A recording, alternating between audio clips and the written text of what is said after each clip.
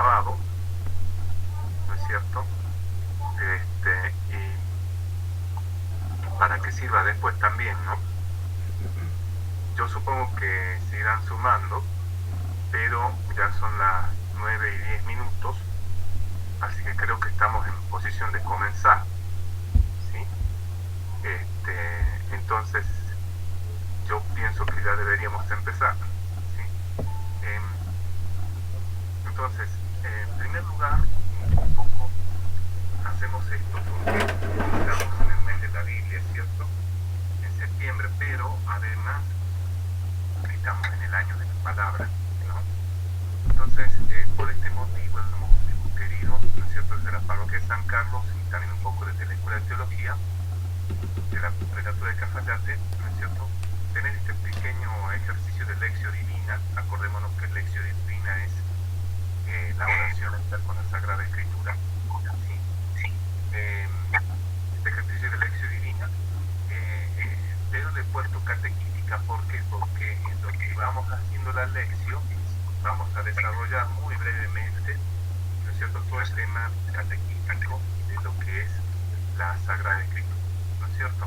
Entonces, por eso es una lección divina catequística. Esa era la idea, ¿no? Entonces,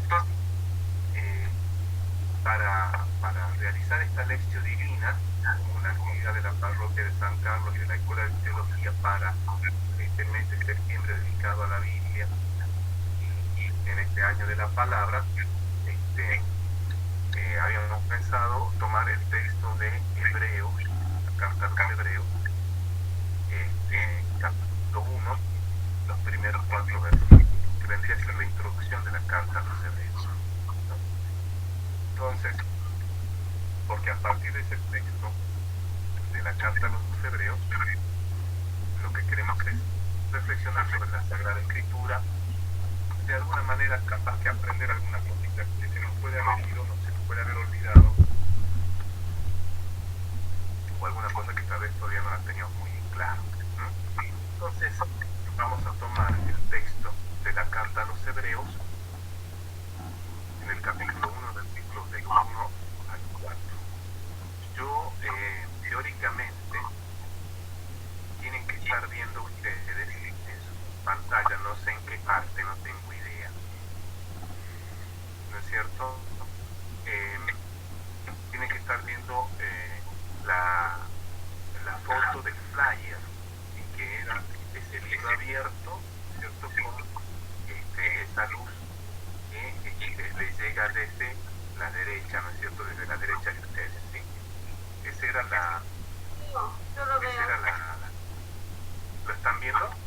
Yo sí lo veo, sí, sí. Bien, porque lo que vamos a hacer a partir de allí es ver una serie de diapositivas, ¿no es cierto?, que nos van a ayudar en esta lección divina, ¿sí? ¿De acuerdo? Bueno, vamos a comenzar entonces esta lección divina catequística sobre la palabra de Dios. Y es interesante que, si bien es cierto, le vamos a prestar mucha atención a la Sagrada Escritura, la cuestión está en que no solo sobre la palabra de Dios vamos a hablar, ¿cierto? Entonces,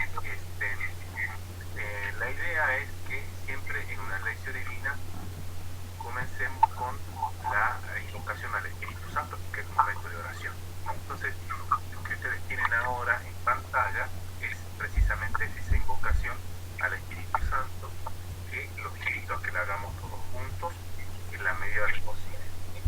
En el nombre del Padre, y del Hijo, y del Espíritu Santo. Amén. Perdón que interrumpa, pero no sé si pueden leer las letras que tienen ahí en la presentación. Sí, sí, se pueden leer. Son visibles. Bien. Entonces hacemos la oración al Espíritu Santo, pidiéndole que nos ayude para poder realizar esta lección divina.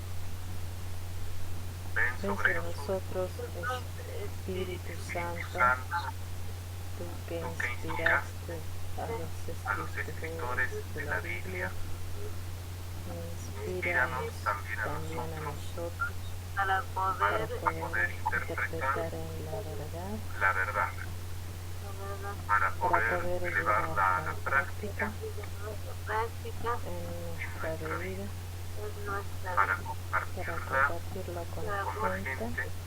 con la gente, Danos la Danos la gracia gracia danos la gracia de poder rezar rezar de poder rezar con la con palabra la palabra divina. divina. divina. Amén. Amén. Amén. Muy bien. Bien, hemos hecho entonces esta breve invocación al Espíritu Santo para seguir adelante con nuestra lección divina. Lo que a nosotros nos va a llevar ¿cómo se llama?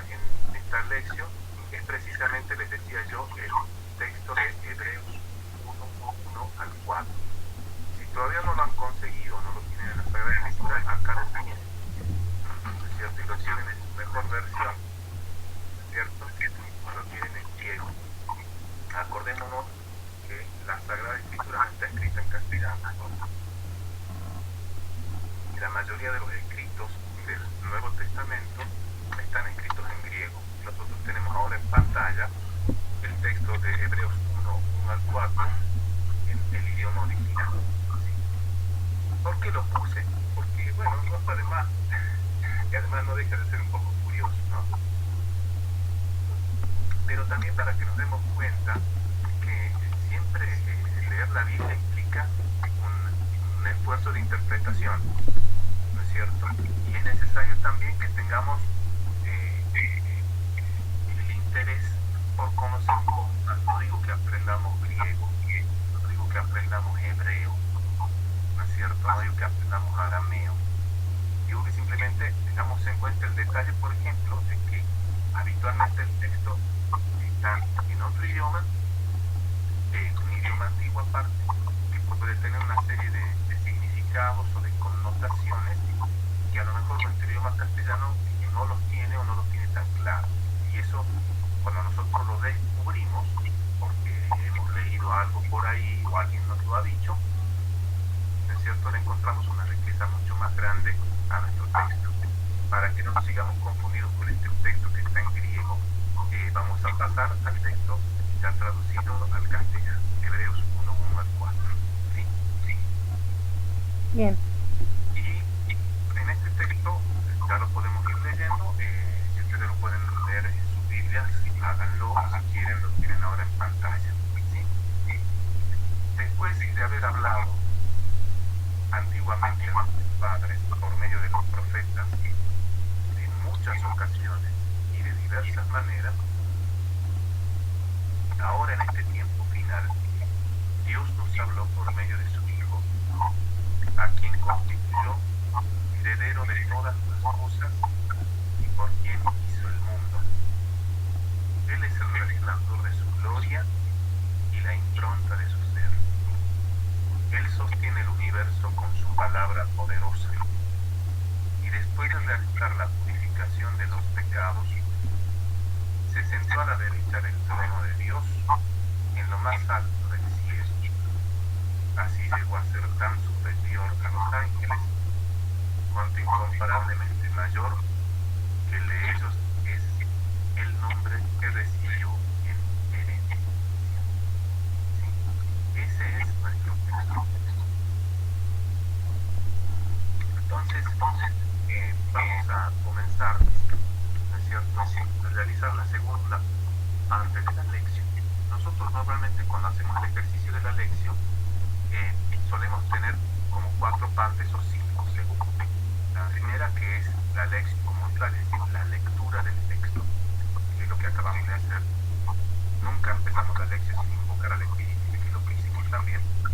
Se hace la invocación al Espíritu, se lee el texto y después se empieza a analizarlo o a razonarlo, ¿no es cierto?, al texto bíblico. Nosotros a eso le llamamos meditación. ¿Sí? Vamos a verlo, a pensarlo, a analizarlo, ¿no es cierto? Y en esto depende más la acción del Espíritu de nosotros y por supuesto nuestra mentalidad, nuestra capacidad, ¿no es cierto? Pero acá lo vamos a hacer un poco guiado, porque es precisamente es una lección que la estamos haciendo de manera comunitaria y está preparada. ¿Sí? Entonces, les decía, ya hemos leído nuestro texto de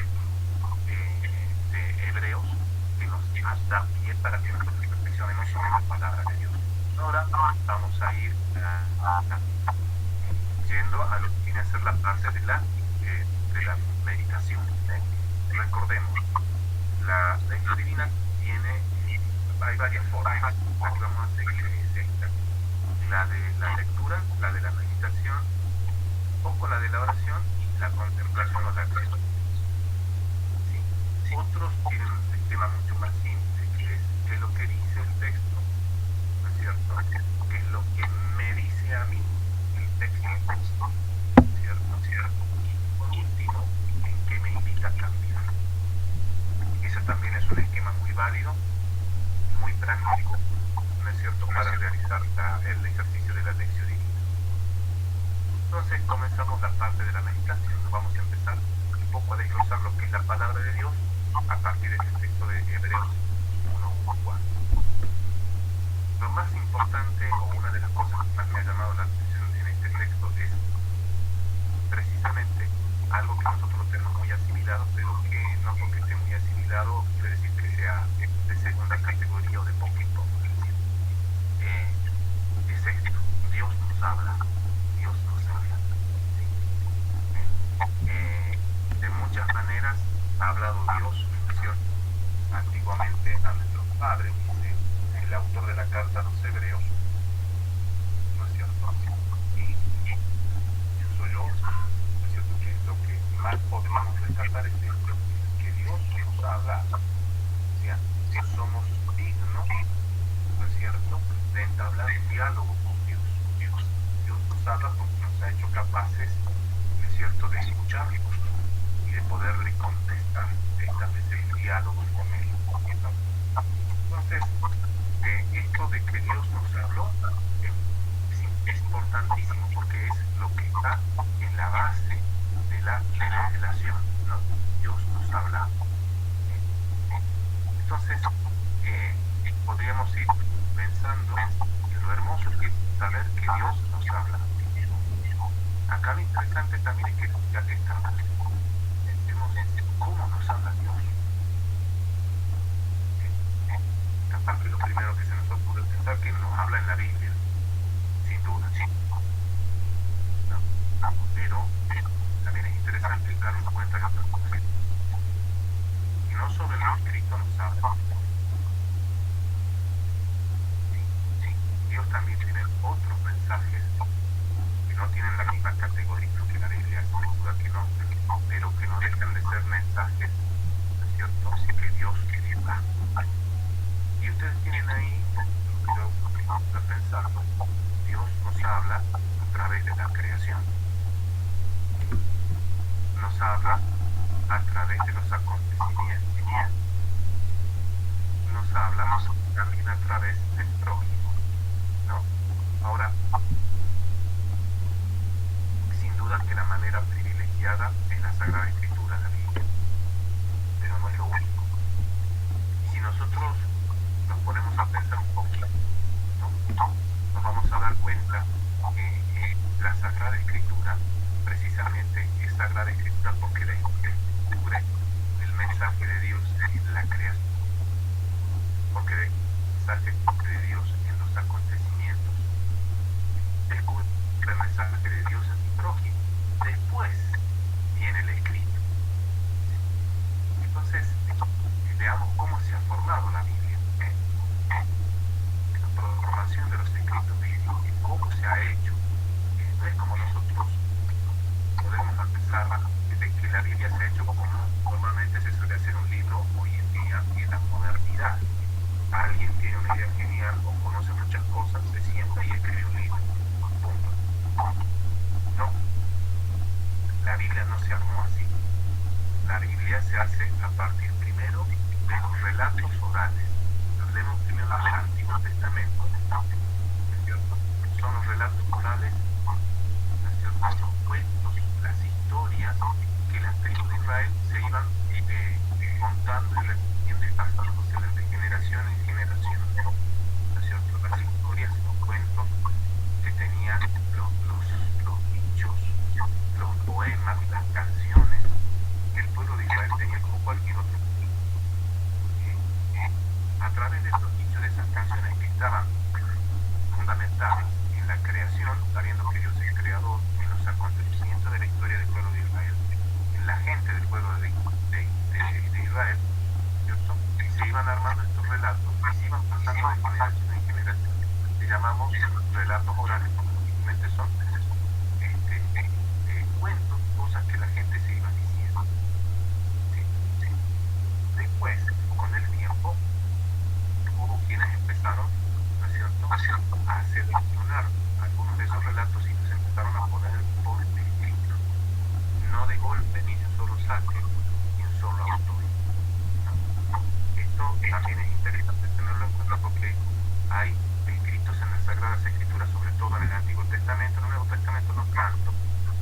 pero no tanto y no es tan notorio, donde hay un montón de autores, es más, donde entre los autores hay varias décadas, a veces en algunos casos algún par de siglos de diferencia.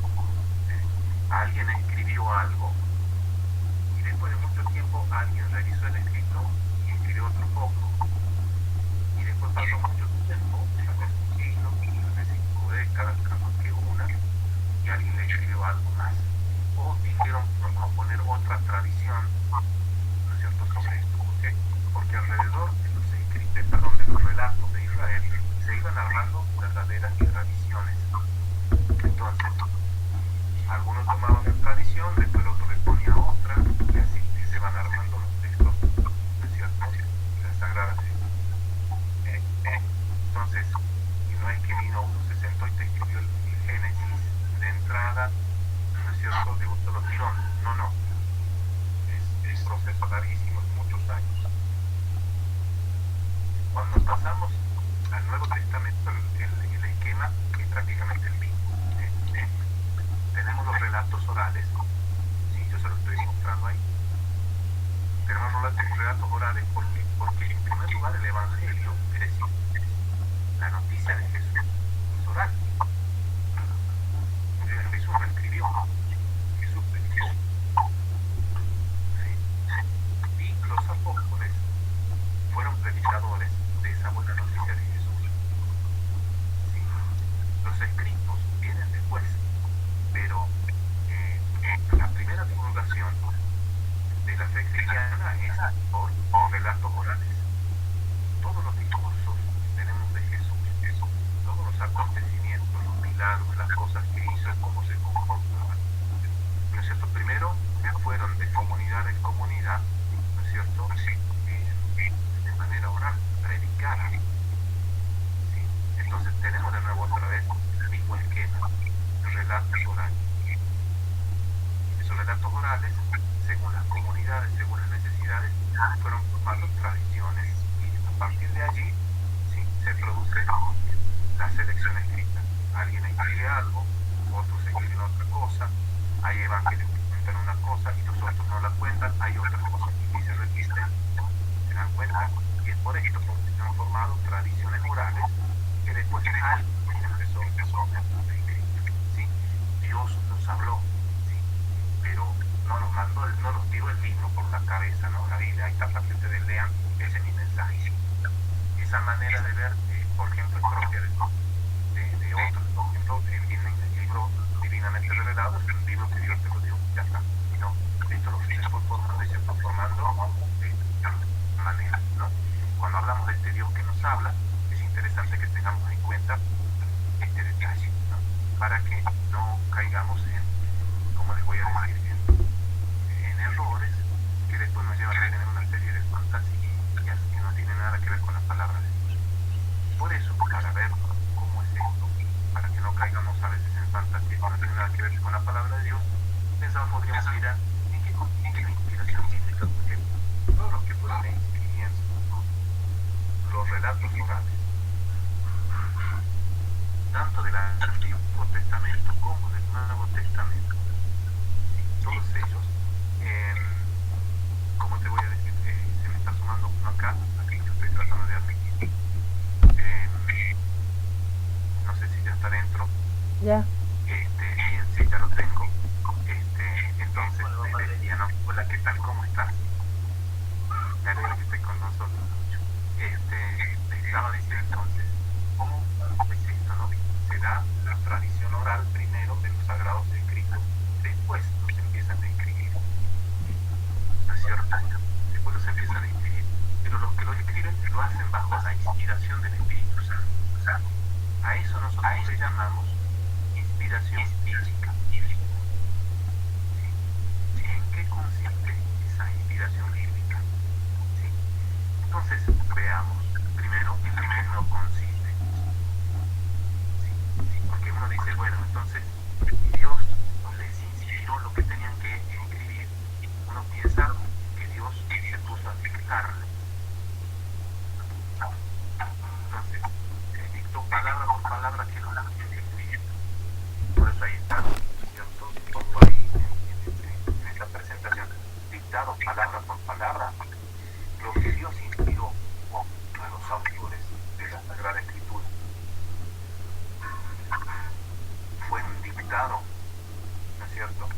Entonces vino el Espíritu Santo un día sobre el autor de la carta a los hebreos, le dijo, che, vení, te voy a decir qué es lo que tenés que escribir. Y entonces empezó muchas veces y de muchas maneras. A ver, muchas veces y de muchas...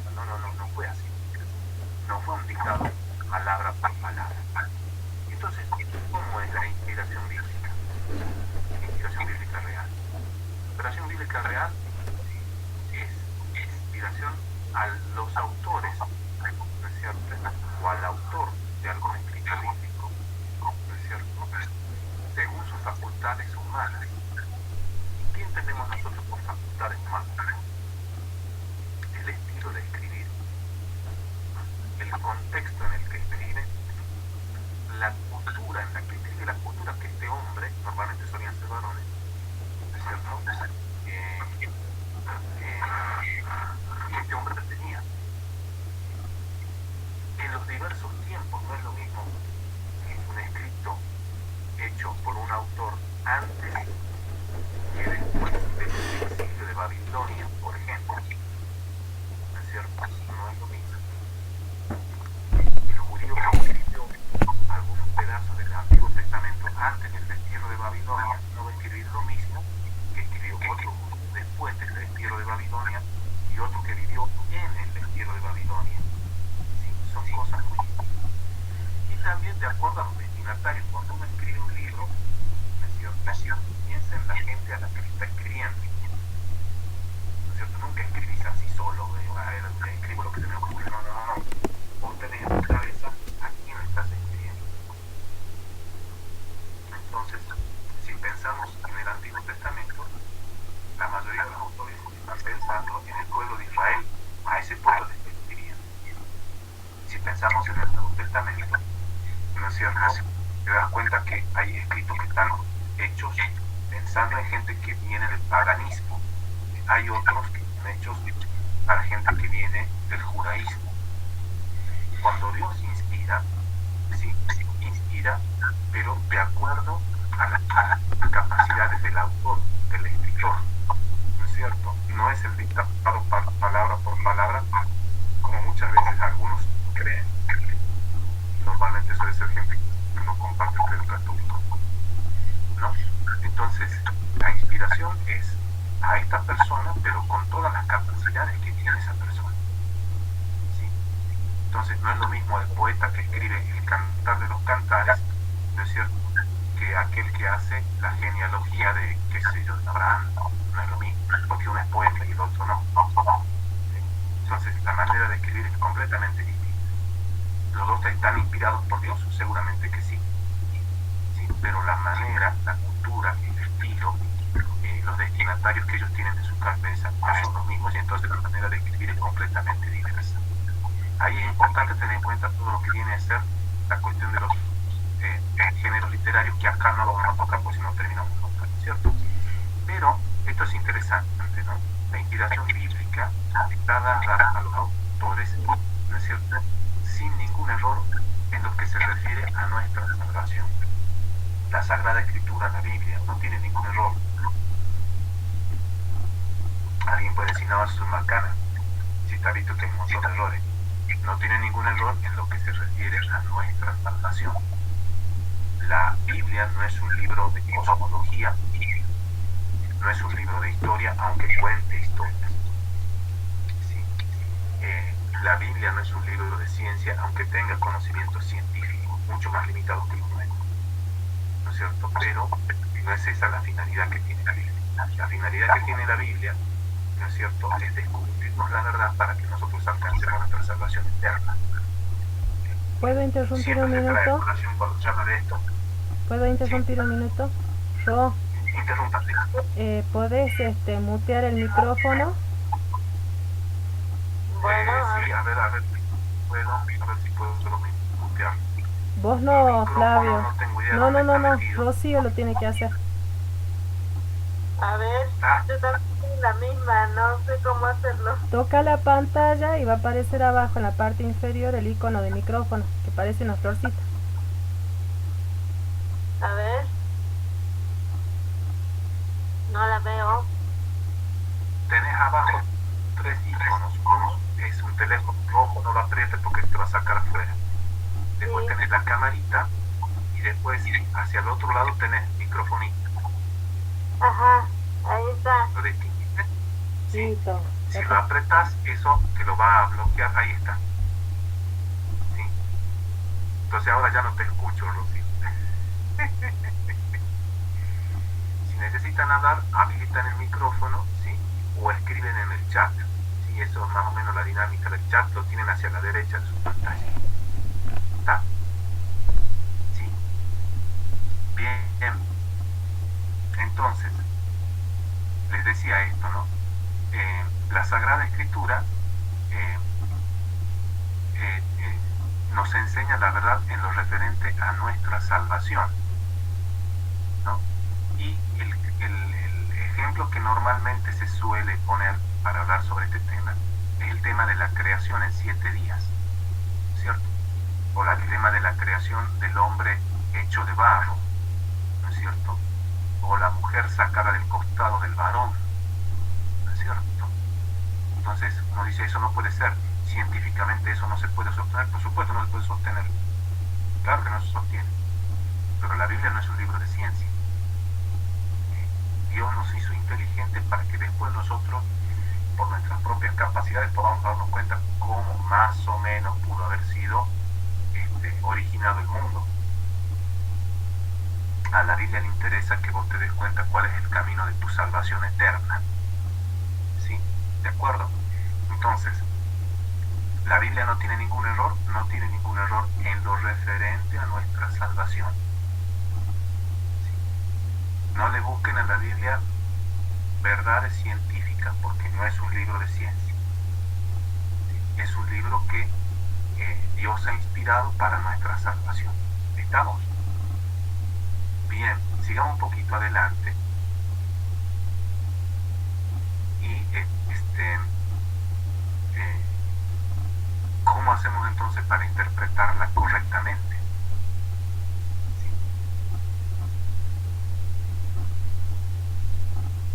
Y entonces, para hacer una buena interpretación de la Sagrada Escritura, lo que tenemos que tener en cuenta es, ya les había dicho yo, el género literario. ¿Sí? Hay una manera de escribir. ¿Sí? Cada autor tiene una forma propia de escribir. Y tiene, además del estilo que es propio de cada persona que escribe, ¿no es cierto? Uno lo escribe, ¿no es cierto?, de acuerdo a unos ciertos parámetros que tiene la literatura. Vuelvo de nuevo al ejemplo. No es lo mismo escribir una lista de una genealogía donde se cuenta quién es el abuelo de cuál, quién es el papá de no sé quién es la mamá de no sé cuál. Eso es una forma de escribir y eso es un género literario, ¿no es cierto? Y otra cosa es escribir un poema, ¿no es cierto? Por ejemplo, el Cantar de los Cantares o alguno de los salmos, ¿no es cierto? Son poemas, entonces el género literario es completamente distinto. Entonces, no le pidamos que cuando uno lee, un texto de la Sagrada Escritura, tiene que tener en cuenta, ¿no es cierto?, esto, en qué género literario podemos darnos cuenta que está este texto. La situación histórica en la que se escribió, yo les decía hace rato, no es lo mismo un hebreo, un israelita que me escribe un pedazo de la Biblia antes del destierro de Babilonia, otro que me escribe durante el destierro de Babilonia y otro que escribe después del destierro de Babilonia. La situación histórica cambia, ¿no es cierto? En los mismos evangelios, ¿no es cierto? No es lo mismo el evangelio de Marcos, ¿no es cierto?, que está descrito un poco antes, según algunos, de la caída del templo de Jerusalén. No es lo mismo que el de Lucas y de Mateo, que están escritos después, y mucho menos como el de Juan, que está escrito mucho después de la caída del templo de Jerusalén. ¿Sí? Entonces van a tener otra manera de ver las cosas y van a tener otros intereses también, ¿no es cierto? Entonces, para interpretar entonces correctamente, tengo acá por admitir una persona, para interpretar de buena manera la Sagrada Escritura. Oscar, ¿cómo estás? tenemos que tener en cuenta esto. El género literario, la situación histórica no es lo mismo, la situación que otra. Y esto es importante, punto número 3, dentro de la totalidad de la Biblia. ¿Por qué digo que es importante? Porque a veces, ¿no es cierto?, hay gente que se queda con un versículo y dice, esto es lo que dice la Biblia. No, esto es algo de lo que dice la Biblia. Tenés que verlo en todo el contexto, ¿no es cierto? Entonces, el mismo, ¿cómo te voy a decir? El mismo Señor Jesús, en los evangelios se nos cuenta que le dice a la gente, ustedes han oído que se dijo, ¿no es cierto? Por ejemplo, amarás a tu prójimo y odiarás a tu enemigo. Y lo dice la Biblia. Entonces la Biblia dice, amarás a tu prójimo, odiarás a tu enemigo. Y Jesús sigue diciendo, pero yo les digo, amen a sus enemigos, recen por sus perseguidores.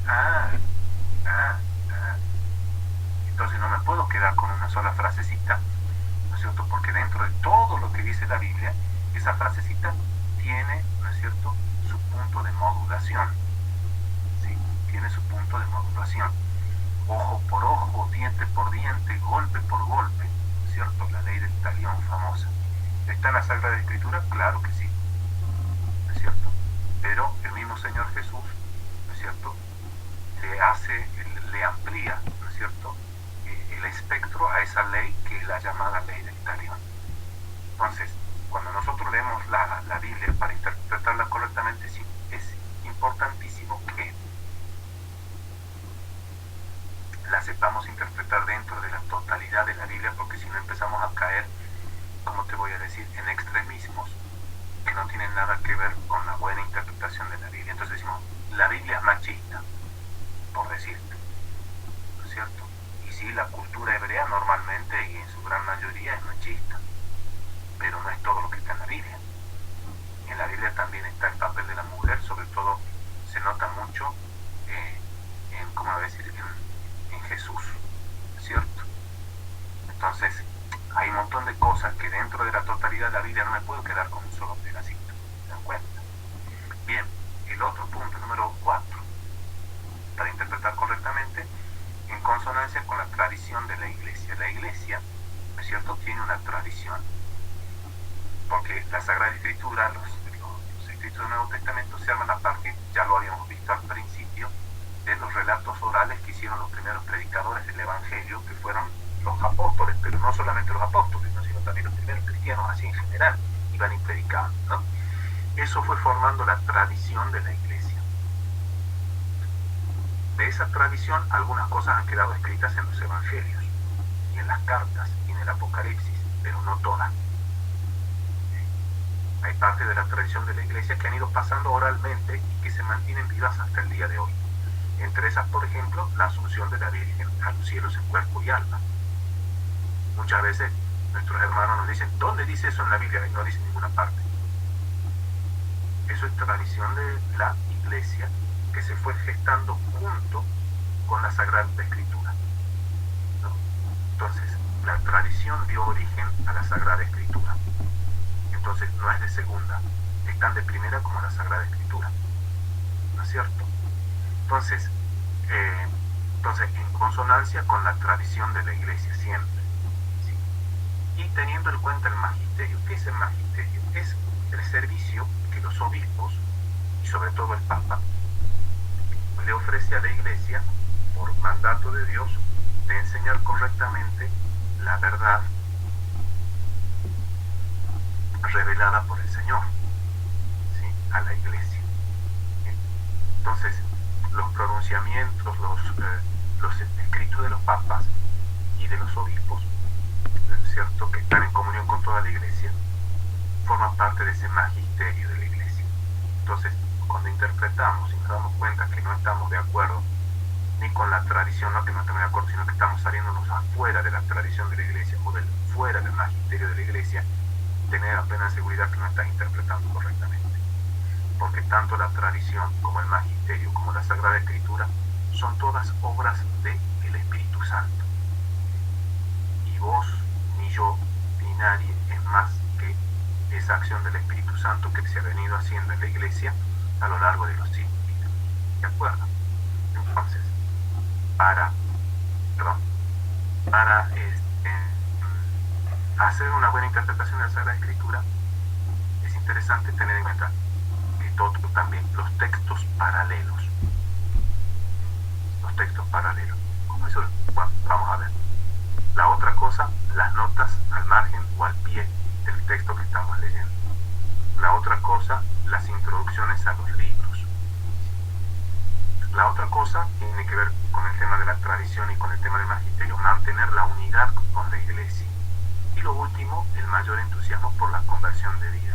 Ustedes podrán preguntar, ¿y cómo esto los textos paralelos? Hay que ser biblista entonces para leer bien la Biblia, porque entonces no se puede. Ustedes, yo me voy a arriesgar, total tengo después acá la operadora técnica, puede tirar una mano.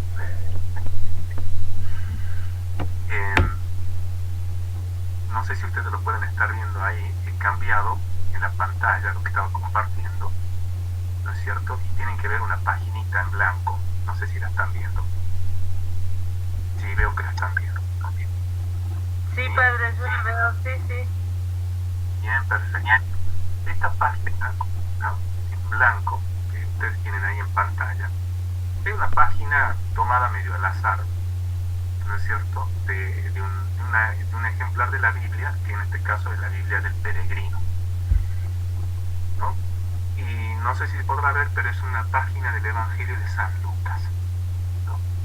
Y ustedes van a ver, ahí está en el capítulo 21, que es lo que se ve ahí, ¿sí? Está en el capítulo 21, y se van a dar cuenta que en ese capítulo 21 tienen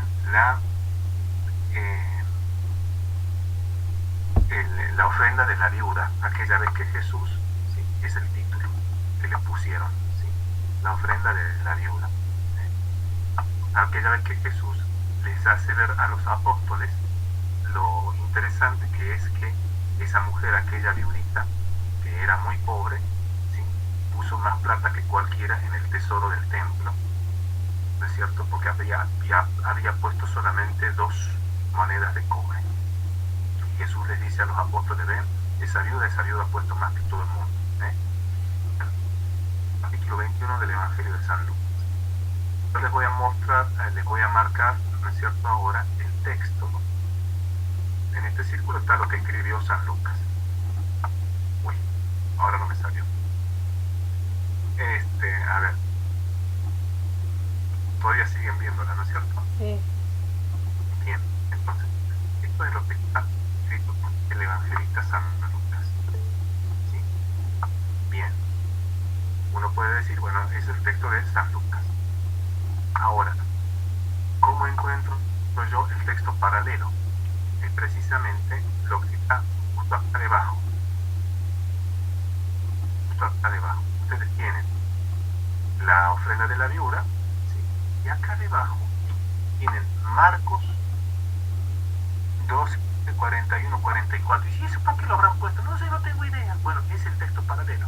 Eso quiere decir que en el Evangelio de Marcos, en el capítulo 12, en los versículos del 41 al 44, está contado de otra manera y de otro punto de vista el mismo texto.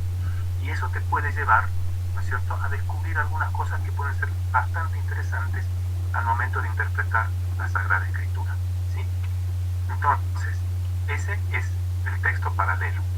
Y acá abajo, ¿no es cierto?, se van a dar cuenta que es mucho, porque es una Biblia de estudio, la Biblia del Peregrino, ¿sí? Fíjense, todo esto es nota al pie de la página, ¿sí? Todo eso, y lo que está, la otra columna que está a la par, ¿no es cierto?, son explicaciones que el biblista que ha hecho esta Biblia, que ha traducido, mejor dicho, esta Biblia no la hizo, la tradujo, ¿no es cierto? Todo esto son explicaciones que el biblista, ¿no es cierto?, ha hecho sobre este texto. Entonces, para interpretar de una manera correcta nuestro texto bíblico, es interesante hacerse guiar por eso, por el texto bíblico, el texto bíblico en primer lugar, ¿no es cierto?, por el texto paralelo, que normalmente suele estar por ahí cerquita, o a veces está acá en los márgenes, cierto? Están a los costaditos, en los márgenes del escrito, ¿no es cierto? Y estas notas, que a veces traen, a veces no traen, normalmente las Biblias católicas las traen, pero nuestros hermanos a veces tienen traducciones donde no hay este tipo de explicaciones, ¿sí? Entonces, vuelvo de nuevo si puedo. No sé si yo creo que sí. Entonces, cuando les voy diciendo esto de los textos paralelos, las notas al margen, me estoy refiriendo a aquello que les acabo de mostrar ahora, ¿sí? Entonces, para interpretar correctamente la Sagrada Escritura es interesante tener en cuenta esto mismo, ¿sí? Bien. Y una cosa que es interesantísima y es el hecho, por eso la lección se llama Más allá de lo escrito, por dos cosas, o por tres. La primera, porque ya hemos visto que lo escrito está a partir de lo dicho oralmente, las tradiciones orales. Y lo segundo es por esto. Ustedes están viendo ahora en pantalla una foto de la Santa Síndone, de la Sábana Santa. ¿Y por qué la puse? Porque la revelación máxima de Dios en la Sagrada Escritura y en cualquier otra revelación siempre es Jesús. Jesucristo, la máxima revelación de Dios. Por eso había pensado yo en la Santa Síndone, ¿no es cierto? No nos vamos a poner a discutir si es auténtica, si no es auténtica, si se puede, si se demuestra, si no se demuestra, no me interesa eso. ¿No? Pero sí me interesa que pensemos en el Cristo pascual, en el Cristo que padece en la cruz, que muere en ella, que es sepultado y que resucita. Todo eso está condensado en la Santa Síndone, ¿no es cierto? Porque es testigo de todo eso, tanto de la muerte como de la sepultura y como de la resurrección. Entonces, por eso me pareció interesante poner como ilustrativo de esta última diapositiva, ya casi estamos terminando, ponerla como ilustrativa a la Santa Síndone, ¿no es cierto? Porque Jesucristo es la máxima revelación de Dios y es aquel que se ha encarnado por nosotros, que ha vivido como nosotros, con nosotros, ha ofrecido su vida por nosotros y ha resucitado por nosotros. Entonces, siempre que leemos la Sagrada Escritura, nuestro punto máximo es siempre Jesucristo. Entonces, cuando yo leo, porque uno puede decir, hay pasajes en el Antiguo Testamento, recordemos que el Antiguo Testamento es todo lo que está anterior al nacimiento de Jesús. Hay pasajes en el Antiguo Testamento que son un poco duros, o que incluso hasta nos pueden resultar muy chocantes y muy violentos para nosotros, para nuestra sensibilidad, pero no tiene nada que ver con nuestra cultura. Capaz que estamos más amigables o más propensos a entender lo que dice el Nuevo Testamento, ¿no es cierto? Pero cuando leemos el Antiguo Testamento, siempre lo tenemos que hacer en referencia al Nuevo Testamento. ¿Por qué? Porque en el Nuevo Testamento se nos presenta explícitamente la persona de Jesús. Y fíjense que no me estoy hablando del escrito de Jesús, de los escritos de Jesús, porque Jesús no escribe, o por lo más, no digo que no escribe. Saber escribir, sabía escribir, pero no nos dejó nada escrito, sino nos dejó el testimonio de su persona. Cuando hablamos de una persona estamos hablando de alguien vivo, ¿sí? Entonces, al Antiguo Testamento lo entendemos siempre en referencia al Nuevo Testamento, pero lo llamativo de todo esto es que para entender bien el Nuevo Testamento, para sacarle muchas veces la mayor riqueza posible al texto que está en el Nuevo Testamento, muchas veces necesitamos referirnos al Antiguo. ¿Por qué? Porque muchas veces podemos entender mejor el texto del Nuevo Testamento, ¿no es cierto?, cuando entendemos algunas cosas o algunas costumbres o algunos textos que están en el Antiguo Testamento. Entonces, esto es interesantísimo para que lo tengamos en cuenta cada vez que nosotros, ¿no es cierto?, pretendemos interpretar, ¿no?, correctamente la Sagrada Escritura para poder así comprenderla estoy tratando de volver a la primera diapositiva. Me parece que no lo voy a conseguir, pero vamos a ver si es que puedo hacer otra cosa para que volvamos de nuevo al texto de Hebreos 1:1-4, ¿no? Acá está. Creo que lo están viendo en pantalla, ¿no es cierto? Lo digo por si todavía no han conseguido la Biblia. Estamos con el texto acá, ¿no? Después de haber hablado antiguamente a nuestros padres por medio de los profetas en muchas ocasiones y de diversas maneras, ahora en este tiempo final Dios nos habló por medio de su Hijo, a quien constituyó heredero de todas las cosas y por quien hizo el mundo. ¿Ven? Ahí uno se da cuenta que lo que te está tratando de decir el texto de la carta a los Hebreos es lo central que es Jesús en la Sagrada Escritura. Para entender la clave de interpretación de todo texto de la Sagrada Escritura, siempre la persona de Jesús, ¿sí? Y ahora lo va a empezar como ¿cómo se llama? A describir a Jesús, ¿no? El resplandor de su gloria, la impronta de su ser, ¿sí? Es el que sostiene el universo con su palabra poderosa. Ahí lo tienen ustedes en el texto, lo estoy señalando, ¿no es cierto? Es el que ha realizado la purificación de los pecados, el que está sentado a la derecha del Padre, del trono de Dios, ¿sí? Superior a cualquiera, ¿no? Entonces, así llegó a ser tan superior a los ángeles, cuanto incomparablemente mayor que el de ellos es el nombre que recibió en herencia, ¿sí? Entonces, esto nos muestra en quién creemos y a quién buscamos en las Sagradas Escrituras. Esto me parece que es genial para que en este mes de la Biblia, en este año dedicado a la palabra de Dios, lo tengamos bien en claro. No vamos a buscar cosas raras en la Biblia, vamos a encontrarnos con Jesús, que es la máxima revelación de Dios.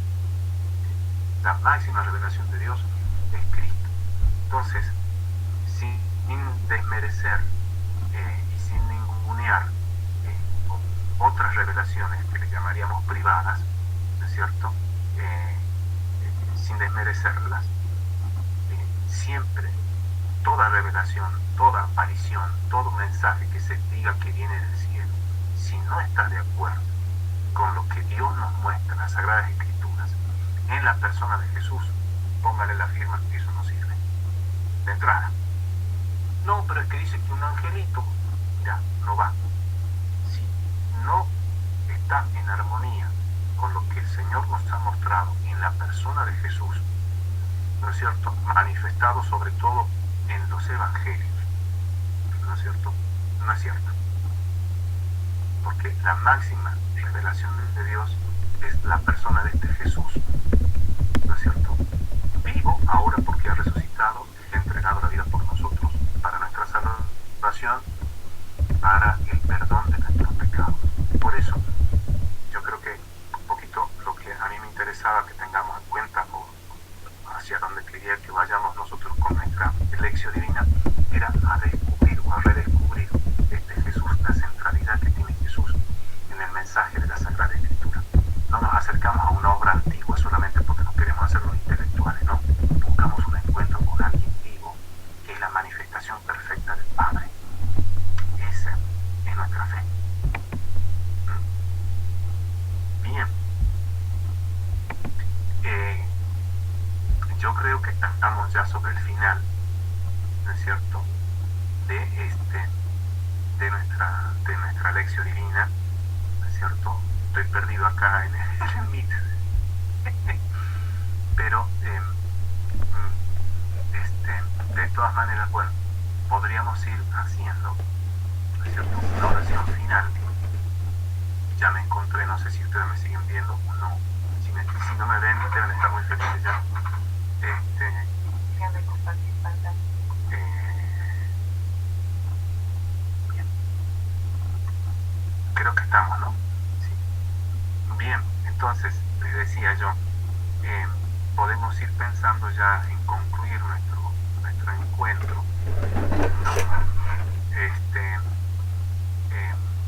Y para eso podríamos hacer una breve oración, cierto? Si ustedes quieren, pueden o decirla o escribirla en el chat, ¿no es cierto? Alguna oración breve, a lo mejor una cosita cortita, tipo 2 renglones, 3 renglones, ¿no es cierto? Para ir concluyendo, haciendo nuestra oración, ¿no? Y después, bueno, ya le damos el final a nuestra lección divina. Yo los invito a que tengamos por lo menos, se me ocurre que un minutito o 2 minutitos, ¿no es cierto?, para que ustedes piensen alguna frasecita, si no la tienen todavía clara, la escriben en el chat, la leemos y con eso damos por concluido nuestra lección divina en este mes de la Biblia, en el año de la palabra.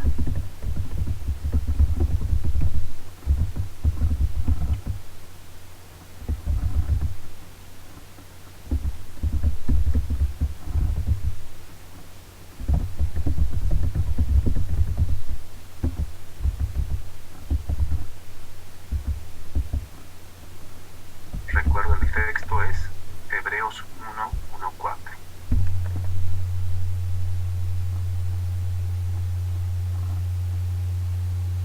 Por la duda lo vuelvo a poner en pantalla.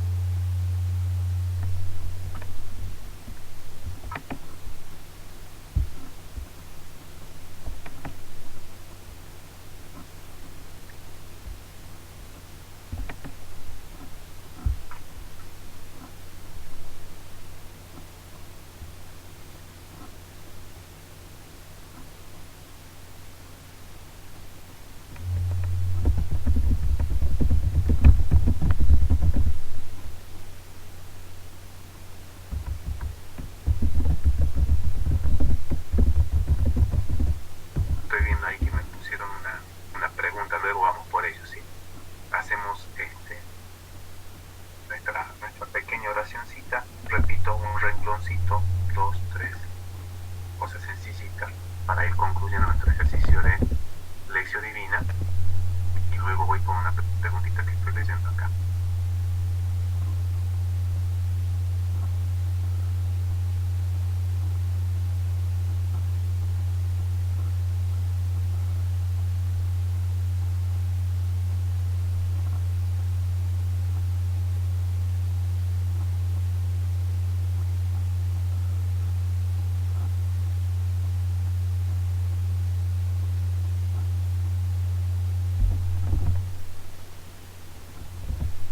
Ahí se me ocurrió eso a mí ahí, y a lo mejor puede servirles como para que nos demos una idea, ¿no es cierto?, de cómo podemos hacer esas breves oraciones que pienso que nos pueden venir bien para ir concluyendo nuestro ejercicio de la lección divina.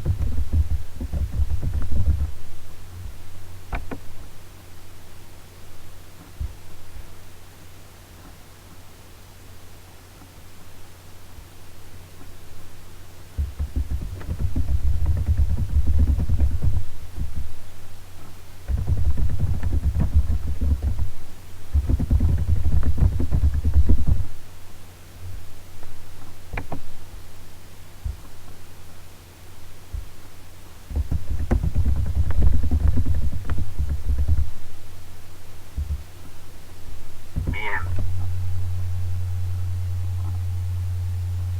Señor, te agradecemos tu palabra, te pedimos que nos lleve a tu encuentro. Señor, tú que te fijas en los pequeños y en su corazón, enséñanos a ser humildes y servidores de tu Hijo, quien sostiene con su palabra poderosa el universo, en quien confiamos nuestra dolorosa situación actual.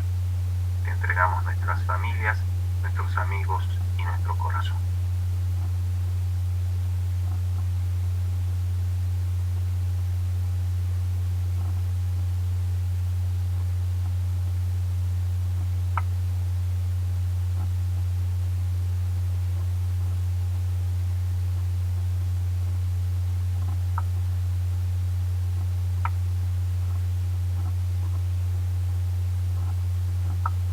Muy bien.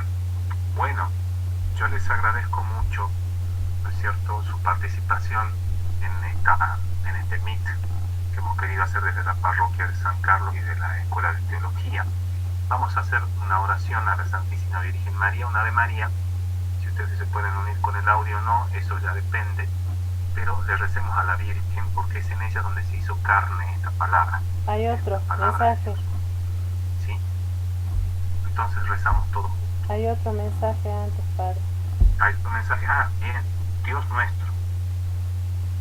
nuestro Señor, que cobijas con tus manos a todas las personas sin discriminar a nadie, nos protejas del mal, nos mantengas unidos mediante la fe acrecentada por nuestro Señor Jesucristo. Bien, bueno, entonces le recemos a la Virgen María, nuestra Madre, ¿no es cierto?, en quien se hizo carne la palabra de Dios.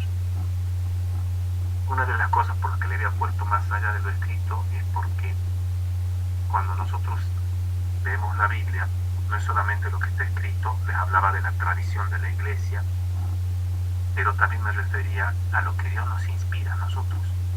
Ustedes han hecho ahí unas breves oraciones, ¿no es cierto? Eso nos inspira a nosotros. Es lo que Dios nos inspira. No está escrito como tal en la Sagrada Escritura, pero es lo que Él nos da. Por eso está más allá de lo escrito. Señor, ilumínanos a través de tu palabra a hacer el bien, que podamos ser comprensivos y ser servidores en estos momentos difíciles. Fíjense, ven cómo la palabra nos va. Ustedes lo han hecho mucho mejor que yo. Cómo la palabra nos ha ido inspirando, nos ha ido llevando al momento presente, que es el momento de pandemia. En las oraciones que ustedes acaban de poner en el chat, están refiriéndose al momento presente. O sea, es precioso porque la palabra te va llevando a la situación actual. No es un escapismo. No es que yo me ponga a leer la Biblia para escaparme de esta cosa que es tan fea. No. Me pongo a leer la Biblia para encontrarle un sentido, para que Dios me dé una luz, para que me ilumine y yo pueda vivir esta situación, difícil o fácil o como quieras, para que yo la pueda vivir de acuerdo a la voluntad del Señor y yo pueda ser una buena persona. Sí, precioso, realmente precioso. Bien, le recemos a María. Dios te salve María, llena eres de gracia, el Señor es contigo. Bendita tú eres entre todas las mujeres, y bendito es el fruto de tu vientre Jesús. Santa María, Madre de Dios, ruega por nosotros pecadores, ahora y en la hora de nuestra muerte. Amén. Ave María Purísima, sin pecado concebida. Bueno, repito, les agradezco mucho la participación y el interés de haberse unido, ¿no es cierto?, en este Meet. Esperemos que pronto podamos tener otra vez algo parecido. Voy adelantando, cruzo los dedos y fundamentalmente me pongo en las manos de Dios y de la Virgen. Nosotros estamos en el Año Mariano Nacional y si Dios quiere, vamos a desarrollar también algún tema de Mariología. Entonces, estémonos atentos, ¿no es cierto? Mariología, el tratado sobre lo que es el misterio de María, por supuesto siempre en relación a Jesús. Eso es lo primero que sale en el curso. Entonces, yo la voy invitando, ¿no es cierto?, para que lo tengan en cuenta. No sé si lo haremos a través de Meet, no sé si lo haremos a través de Zoom, no sé si lo haremos de otra manera, pero va a estar eso disponible. Quiero creer que con la gracia de Dios y su ayuda lo vamos a tener prontito, capaz que a mitad del mes que viene ya podamos empezar a tener un cierto material sobre este tema, que es bastante bonito y es bastante lindo. Había una pregunta. En los procesos de estudio de estas revelaciones privadas hay un tiempo y una metodología específica implementada por la Iglesia. Miren, no. Normalmente, ¿qué es lo que se suele hacer cuando hay una revelación privada? Primero, hay que ver si esa revelación privada empieza a tener auge, ¿no es cierto?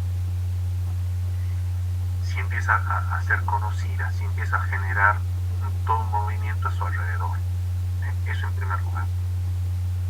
Una vez que se constata, porque no hace falta hacer mucha fuerza para constatar una cosa de esa, cuando empieza a haber mucho movimiento de gente, cualquiera se da cuenta que empieza a tener mucha prestancia. Una vez que eso se constata, ¿qué es lo que se hace normalmente? Se envía a alguien que vaya a ver qué es lo que hay, qué es lo que no hay, qué es lo que se dice, qué es lo que no se dice, ¿sí? Qué es lo que parece, qué es lo que genera. Normalmente suele ser, ¿no es cierto?, un sacerdote entendido en la materia, ¿no es cierto? entre las cosas que ese sacerdote o ese religioso tiene que hacer es entrevistar, ¿no es cierto?, a las personas que supuestamente están recibiendo esas revelaciones privadas, sea por visiones, sea por locuciones, es decir, voces que escuchen, o locuciones internas, que también es una especie de voz o de ideas que surgen en el interior, ¿no es cierto? Y por supuesto que lo ponen de manifiesto a los demás de manera pública. ¿Qué es lo que se dice? ¿Qué es lo que no? Se empieza a hablar con esas personas. Una de las cosas que se busca es que ver si esas revelaciones, ¿no es cierto?, condicen o no condicen con el misterio de Cristo, ¿no es cierto? Y la otra cosa que en su momento se tiene que hacer es un estudio psiquiátrico a la persona o a las personas, ¿no es cierto?, que están supuestamente recibiendo esas revelaciones. Ustedes pueden pensar, que se creen, ahí nomás lo tildan de loco. No se trata de que lo tildes de loco, se trata de un estudio que es necesario para ver de que esa persona está realmente recibiendo revelaciones y que no es fruto de una patología mental que puede estar padeciendo, ¿no es cierto? Muchas personas que han tenido este tipo de revelaciones se han sometido a eso. Me parece que hoy se celebra un aniversario de las primeras manifestaciones de Nuestra Señora del Rosario de San Nicolás. La señora Gladys Quiroga de Mota, ¿no es cierto?, la tía, ha pasado por esta instancia del estudio psiquiátrico, no lo ha tomado mal. El estudio psiquiátrico ha arrojado como resultado de que se trata de una mujer mentalmente sana. No hay ningún problema. ¿Sí? Entonces, ¿cómo les voy a decir? Una vez que se ven todas estas cosas, la Iglesia puede determinar o no, ¿no es cierto?, si son auténticas o no estas revelaciones o estas apariciones o estos mensajes. Y son muy pocas las que han manifestado, las declaró como auténticas. Fátima es una, ¿no es cierto? Y son 2 o 3, no son más. Lourdes es otra, ¿no? ¿Por qué? Porque deja en la libertad de cada uno de los cristianos, de cada uno de los católicos, adherir o no adherir a lo que esa revelación dice. En lo que sí tiene que adherir sí o sí un católico es en lo que está revelado por la Sagrada Escritura, en lo que está revelado en la tradición de la Iglesia y en lo que de esas dos cosas enseña el magisterio de la Iglesia. Ahí sí tenemos que estar todos juntos. El que no adhiere a alguna verdad que está en la Sagrada Escritura, en la tradición, o alguno que contradiga lo que el magisterio a partir de la Biblia y de la tradición dice, se va solito de la Iglesia, ¿no es cierto? Yo puedo creer o no creer en esta revelación, en aquella otra revelación que le llamamos particulares, ¿no es cierto? Pongámosle, el padre Flavio tiene una revelación, dice que le estaba hablando, no sé, qué sé yo, un santo, ¿no? Bueno, yo católico tengo toda la libertad. Pongámosle a Flavio Urbán, le preguntan, le hacen el examen psiquiátrico, zafa, ¿no es cierto? Y dicen que está mentalmente sano, lo dudo, pero bueno, ¿cómo le voy a decir? Bueno, yo católico tengo la plena libertad de aceptar o tomar de mis restricciones o no aceptar lo que las revelaciones que le han dicho al padre Flavio, las acepto o no. Lo que sí, en lo que estoy junto con el padre Flavio, es en lo que dice la Iglesia, lo que enseña la Iglesia, en la tradición, en la Sagrada Escritura y en el magisterio. Ahí estamos los dos juntos. Lo otro puede ser, puede no ser, eso ya depende de cada uno. Mientras te ayude a salvar tu alma y mientras te ayude a que ayudes a los demás a salvar la suya, estamos bien. Ahí tenés libertad para elegir, me quedo, no me quedo, lo acepto, no lo acepto. ¿De acuerdo? No sé si queda respondida la pregunta.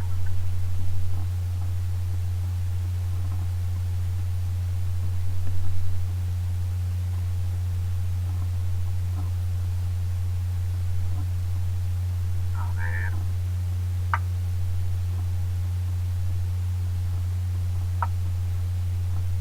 Muy bien, bueno chicos, porque todos son jóvenes, ¿no? Me alegra muchísimo. Bien.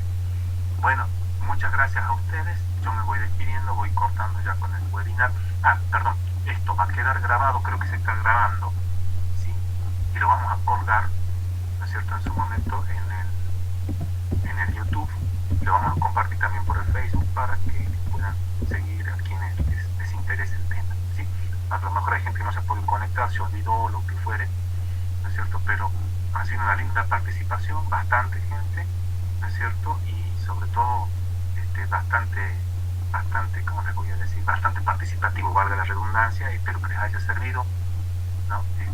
Bueno, quedamos a la espera de que tal vez en algún otro momento podamos volvernos a encontrar con una instancia formativa, no sé si será por esta plataforma, por otra, eso ya se irá bien, ¿no? Yo les agradezco mucho, le agradezco mucho a Dios haber contado con ustedes en esto, agradezco mucho también la intención y la inquietud que ha habido de parte de la parroquia de San Carlos para hacer este encuentro, y bueno, seguiremos adelante, le vamos a pedir al Señor que nos dé mucha fuerza para seguir enfrentando esta situación y que vaya mejorando, ¿no es cierto?, en su momento. Muchísimas gracias, que tengan unas muy buenas noches, saludos a todos. Perdón, les doy una bendición, ¿sí? El Señor esté con ustedes. Con su espíritu. La bendición de Dios Todopoderoso, del Padre, del Hijo y del Espíritu Santo descienda sobre ustedes y permanezca para siempre, y que la palabra de Dios ilumine continuamente su vida. Que tengan una muy buena noche. Gracias. Amén.